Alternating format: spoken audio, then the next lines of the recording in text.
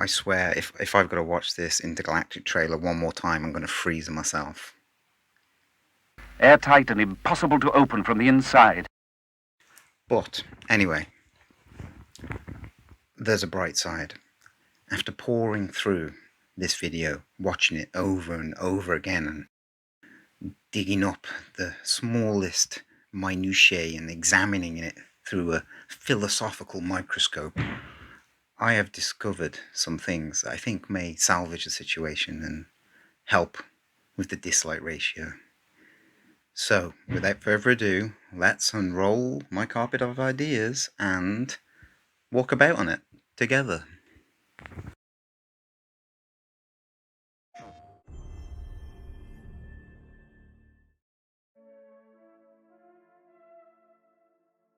I initially thought this font was Wingdings, my favourite nonsense font, but on further inspection this is actually Alienese from Futurama. In case you weren't about in before computers, BC, Futurama was a television show now only remembered for the vestigial and apparently immortal memes it created. Referencing it in such an incomprehensible way to the average viewer is a little elitist, but a pleasant enough Easter egg. At least they translated it for you and quoted the source. Space. Ah, space, once thought to be the final frontier, which of course we now know to be the human soul.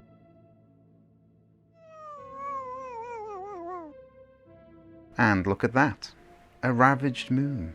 Really makes you think, what happened to that moon?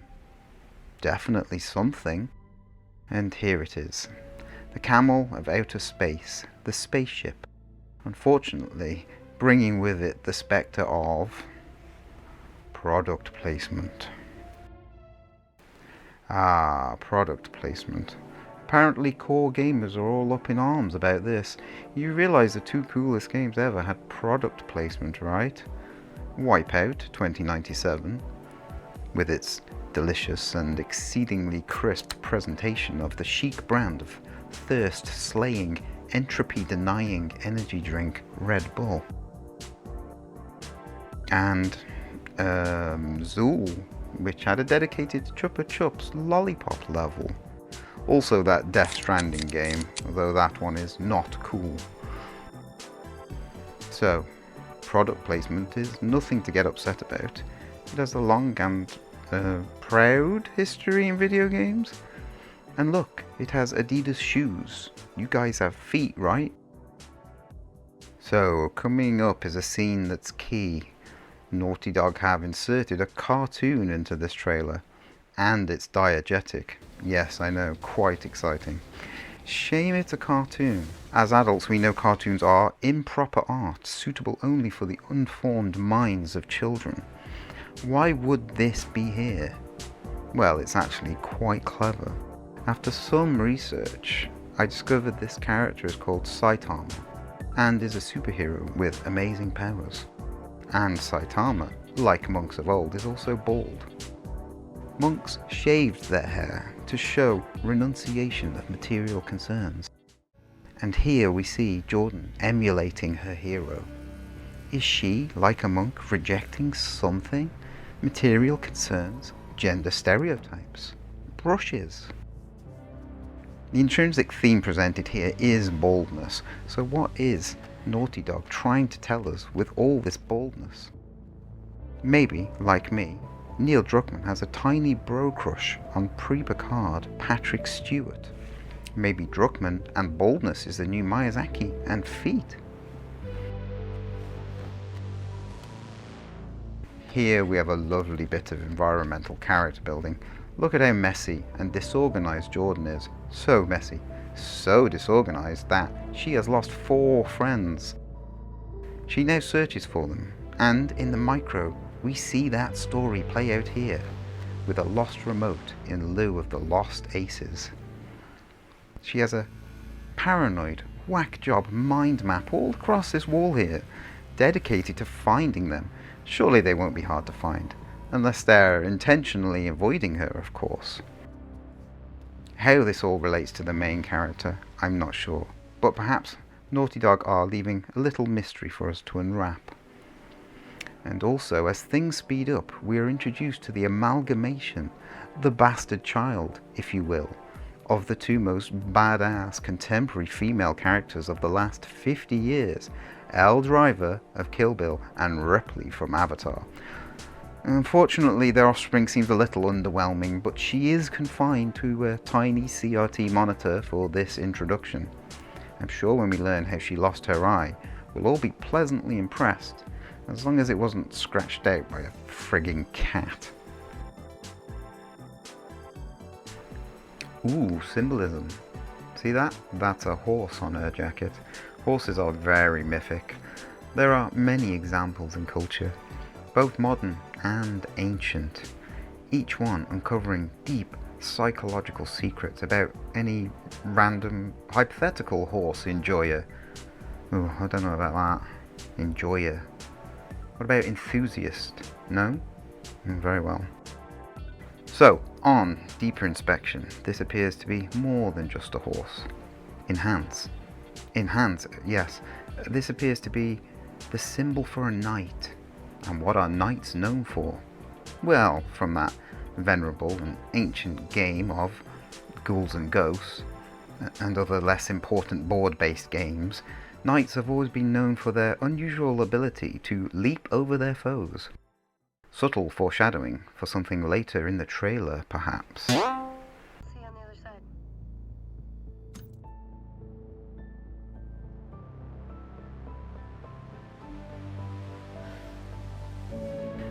Now, here, a disclaimer.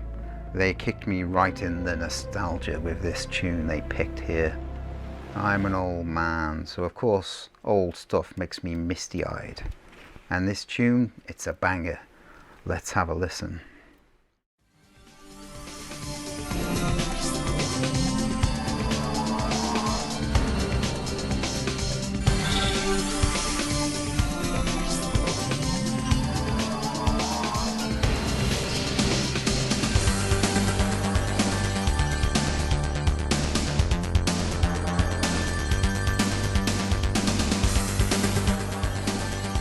For all the zygotes, that is the hyperspace travel tune from Star Control 2, the best space game.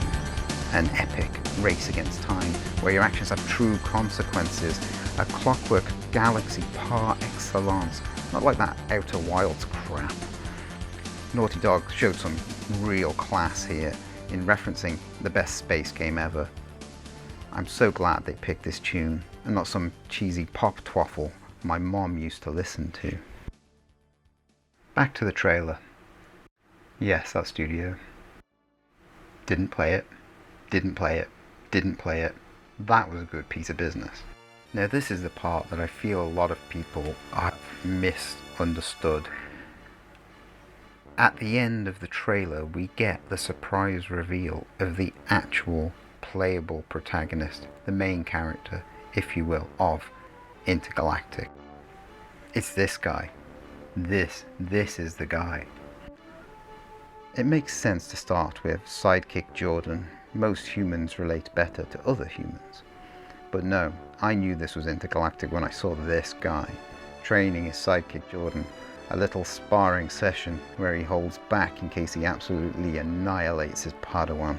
So yes, in terms of character design, there is No contest!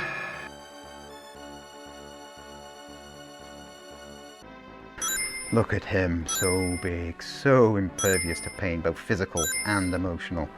I don't want to sideline Jordan too much. I'm sure her side quest stealth sections will be narratively enriching, but this guy is the meat.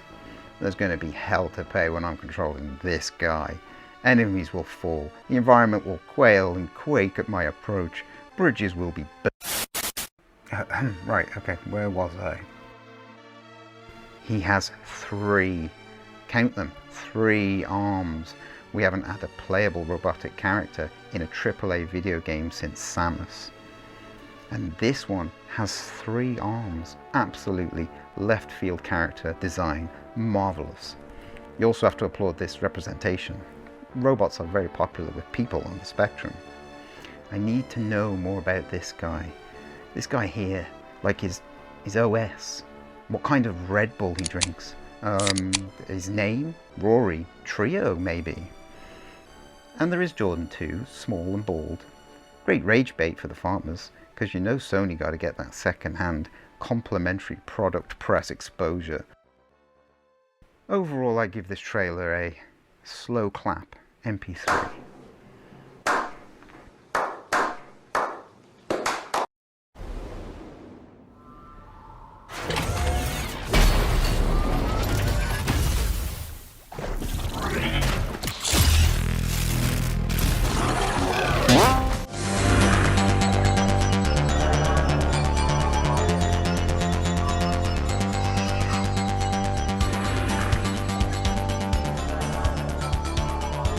So, what have we learned?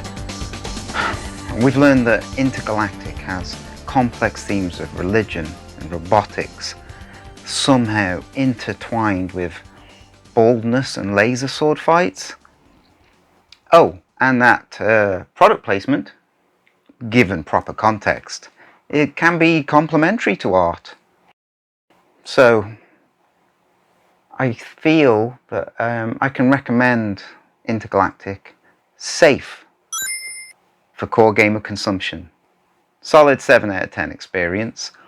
No, I don't need to play it. I've been at this for quite some time. So, without further ado, let's watch the last few seconds of the trailer. Wait, what? Heretic Prophet? Heretic, someone who denies the word of God. Prophet, someone who speaks the word of God. That's an oxymoron. Wait, what if this game is going to be shit after all?